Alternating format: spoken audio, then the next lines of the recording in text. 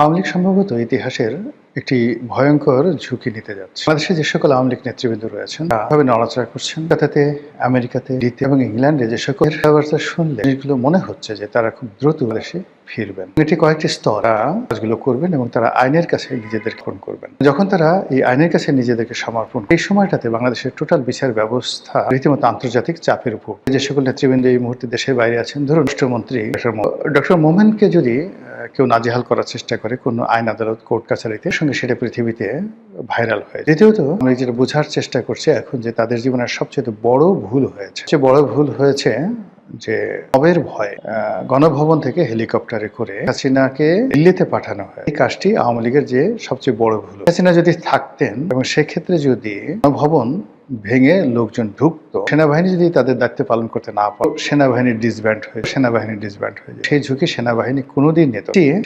শ্রীলঙ্কা একটা উদ্ভূত পরিস্থিতি বাংলাদেশের মধ্যে ঘটছে।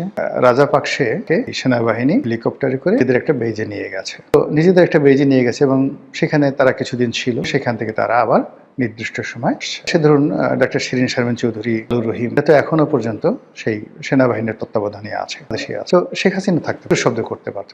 আর শেখ হাসিনাকে যদি আইন শৃঙ্খলা রক্ষাকারী বাহিনীর কাছে হস্তান্তর করতে হতো, তার সম্মান মর্যাদা রক্ষা করেই তাকে করতে হতো। আদারওয়াইজ বাংলাদেশের যে রাষ্ট্রীয় বিধি ব্যবস্থা এটি মুখোমুখি পড়তো এবং ভারত সরাসরি হস্তক্ষেপ করার মতো ঝুঁকি নিত যদি হাসিনার উপর। ফলে পুরো পরিস্থিতিতে সেনাবাহিনীর যে সকল কর্তাদের কথা, উপদেষ্টাদের কথা শুনে শেখ হাসিনা হেলিকপ্টার, আর সেই হেলিকপ্টার নিয়ে আবার সামরিক বিমানে করে যেভাবে সে দিল্লিতে চলে গেছে, জিনিসটি এখন বুঝতে পারছে তাদের একটা রাজনীতির আন্ডার। ঠিক একই ঘটনা কিন্তু ১/১১-র সময় ঘটেছিল। ১/১১-তে শেখ হাসিনা স্ট্রং ছিলেন, মানসিক বিদেশে পাঠানোর প্রাণান্ত চেষ্টা করা হয়েছিল, তিনি যাননি। পরে তিনি যখন বিদেশে গেলেন, দেশ থেকে না আসেন, চেষ্টা করা হয়েছিল, তিনি সর্বশক্তি নিয়োগ করে ইংল্যান্ড থেকে তিনি বাংলাদেশে ফিরে এসেছিলেন। ফলে আসার পর তিনি জেলায় গেছেন, সবকিছু হয়েছেন, কিন্তু ক্ষমতা ফিরে পেয়েছেন। একইভাবে জিয়াকে কিন্তু জেনারেল আহমেদের জমানাতে ব্রিগেডিয়ার বারিকের দায়িত্ব দেওয়া হয়েছিল তাকে বিদেশে পাঠানোর জন্য, এবং তিনি শতভাগ রাজি হয়ে গেছিলেন। কাপড় চোপড় রেডি করে নিয়ে যাবেন, তাকে ক্যান্টনমেন্টের মনিউল হোসেন রোডের বাসভবন থেকে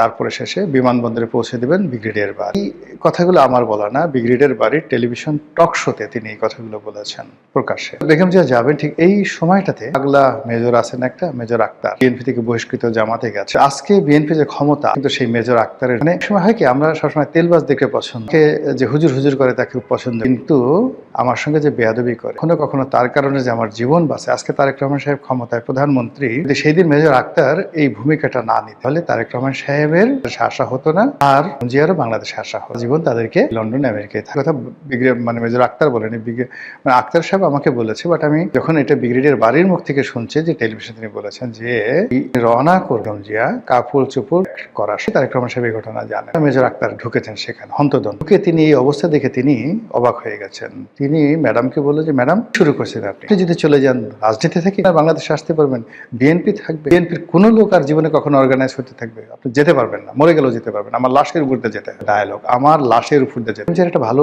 গুণ ছিল কি জানেন, বেগম জিয়া যে আক্তারদের মতো লোকদেরকে শুনতেন, ললির মতো লোকদেরকে, যারা বিএনপির এখন যারা নেতৃত্ব, তাদের দৃষ্টিতে বেয়াদবিতজ্ঞ। কর্নেল অলির সাথে বেগম জিয়ার সবচেয়ে বিশ্বস্ত সম্পর্ক ছিল। সাইফুর রহমানের সাথে বেগম জিয়ার সেই সম্পর্ক ছিল। তিনি এই কথাগুলো শুনতেন। শোনার ফলে কি হলো, যাকে বলা হয় জিয়া থেকে গেলেন, ইতিহাস রচিত হলো, 1/11 হলো, এবং ওই যে তিনি 1/11-এর সময় যে টিকে গেলেন, এরপর তাকে আবার বিদেশে পাঠানোর জন্য শেখ হাসিনা কত চেষ্টা করেছে। যদি